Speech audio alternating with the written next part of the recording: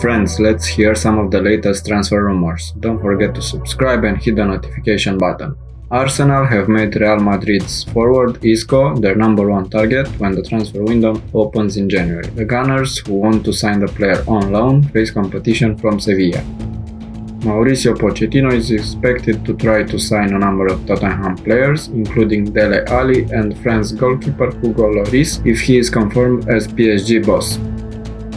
Wolves could turn to Diego Costa as a replacement for injured Mexico forward Raúl Jiménez, after the Spain forward agreed to end his contract at Atletico Madrid and become a free agent from January. Liverpool have ended interest in Inter Milan's centre-back Milan Skriniar, having been put off by the Serie A side's £54 million asking price.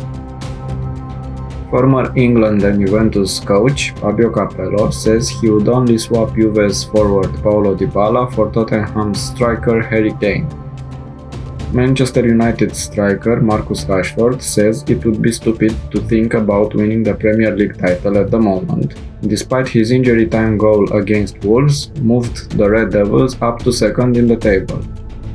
The game seemed destined to be a draw when Rashford took possession on the edge of the area near the goal line, but after cutting inside the box, Rashford let fly with a left-footed shot that deflected off Romain Saiz to leave Rui Patricio completely wrong-footed.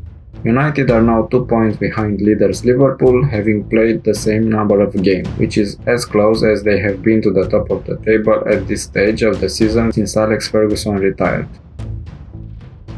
Arsenal are now in a different world, according to manager Mikel Arteta, after they recorded back-to-back league wins for the first time since September by beating Brighton. Before Christmas, Match of the Day pundit Alan Shearer was among those to question whether the Gunners had what it took to retain the place in the top flight they have held since 1919. Defeat at Everton on December 19 left them only 4 points above the relegation. But fortunes changed with a surprise 3-1 victory over Chelsea last weekend, which has now been followed up by the latest success. In this period, we know how much we needed the wins, Arteta said. We had a really tough week, and it wasn't that much about the performance, it was about the result. We need the results to start confidence, and now with 2 wins, I think everyone is in a much better mood. The best medicine is wins. It's a different world and a different story. The picture looks much better at the moment. We need that more consistency and try to win again. After their emphatic 5-0 win at West Brom, Leeds United have now won 7 of their 16 games in the Premier League this season. Only 6 newly promoted teams in the competition's history have picked up more victories at this stage of a season. The 3 points at the Hawthorns continues Marcelo Bielsa's rise up the Premier League table. They now sit 11th with 23 points, but after another all-action performance, the question is how high can Leeds go? Barcelona closed their 2020 in disappointing fashion after being held to a 1-1 draw by Eibar on Tuesday night at the Camp Nou. Messi was unavailable due to a minor ankle knock, and Barcelona's lack of punch without their talisman was evident throughout. If not for Ousmane Dembele's fine strike after Kika Garcia took advantage of a horrific defensive error Ronald Araujo, Barcelona would have ended the year in defeat. In what will be their final fixture in 2020, Sevilla capped off their year in a perfect fashion with a 2-0 victory over Villarreal to move into the Champions League places. The year has been a magical one for the Andalusian side, first earning Champions League qualification courtesy of their league finish in 2019-2020, and then winning yet another Europa League trophy, defeating Inter in the final. Being the son of one of sport's greatest athletes is a privilege, but it also brings pressure. Just ask Cristiano Ronaldo's son, Cristiano Jr. The Juventus forward takes tremendous care of his body and, as such, he tries to ensure that his 10-year-old does not fall into any bad habits in terms of his diet. However, he did note that Cristiano Jr. enjoys fizzy drinks and snacks. "We'll see if my son will become a great footballer. He's not there yet," Cristiano said at the Global Soccer Awards ceremony. "Sometimes he drinks Coca-Cola and Fanta and eats crisps, and he knows I don't like it. Sometimes I tell my son to take a dip in cold water to recover after a run on the treadmill and he says, 'Dad, too cold there.' It's normal, he's 10 years old."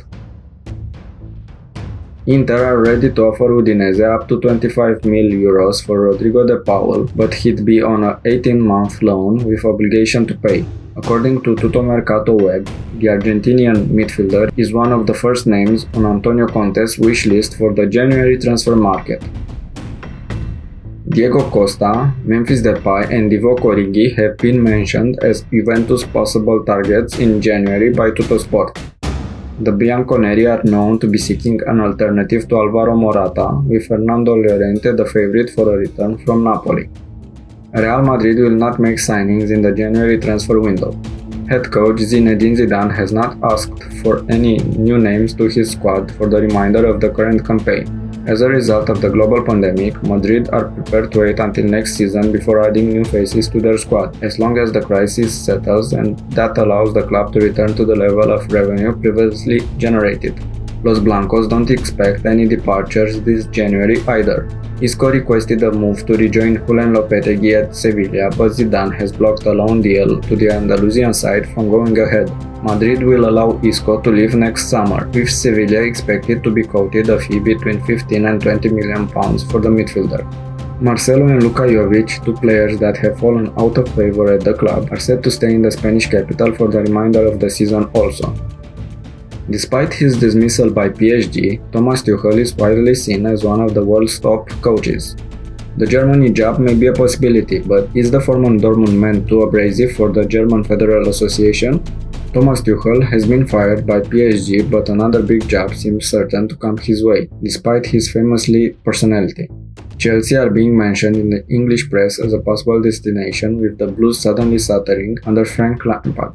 But the Germany job, should Joachim Löw leave after June and July's European Championship, also looks a possibility. PSG's striker Neymar has been forced to deny through his lawyers reported plans to have a major New Year's party in Brazil. At the heart of a new controversy after recent revelations from the Brazilian press that Neymar planned to have a giant party to celebrate the end of the year, despite the second wave of COVID-19, Neymar on Monday evening denied the report. On Tuesday, in a press release written by Fabrica, an agency that specializes in events, suggested the opposite. Without citing the name of the PSG attacker, the release stated that the event was planned for 150 attendees, and that the festivities were due to take place in accordance with the appropriate health standards set by public bodies.